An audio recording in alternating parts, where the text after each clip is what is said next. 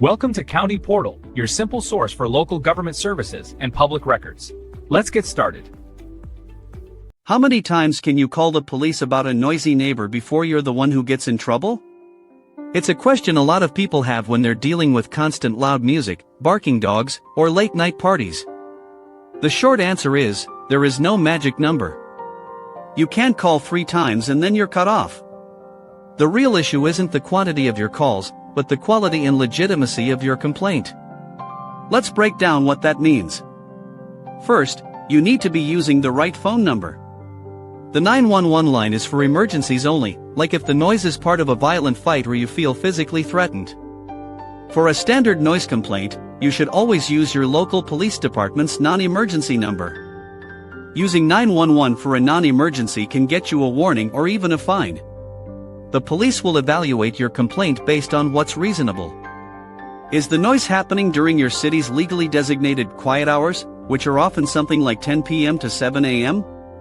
A loud party at 2 in the morning on a Tuesday is a much more legitimate complaint than loud lawnmowers at 2 in the afternoon on a Saturday. Police respond to violations of local ordinances, not just things that annoy you. This brings us to the most important part, documentation. If you have a recurring problem, you need to become a record keeper. Keep a log. Write down the date, the time the noise started, the time it stopped, and a specific description of the noise. Is it a thumping bass? Shouting? A dog that never stops barking? If it's safe and legal in your state, take a short audio or video recording from inside your own home to show how intrusive the sound is. When you can provide police with a pattern of documented disturbances, your calls carry much more weight. You're no longer just the neighbor who complains a lot, you're a citizen reporting a consistent violation. So when can you get in trouble? You cross the line when your calls become harassment. If you're calling about everyday living noises, like footsteps, a vacuum cleaner, or a baby crying at a reasonable hour, the police may eventually view your calls as a misuse of services or an attempt to harass your neighbor. You absolutely cannot make false reports. If you lie or exaggerate the situation, you could face serious criminal charges. Before you call the police every single time, consider other avenues. If you live in an apartment complex, your landlord or property manager is your first line of defense. They can enforce lease agreements that have clauses about noise.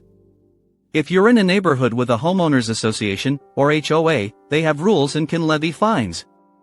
Sometimes, a polite, direct conversation with your neighbor can solve the problem, but only if you feel safe doing so. So, to sum it up, call the non-emergency line, make sure your complaint is about a reasonable violation of local noise rules, and document everything.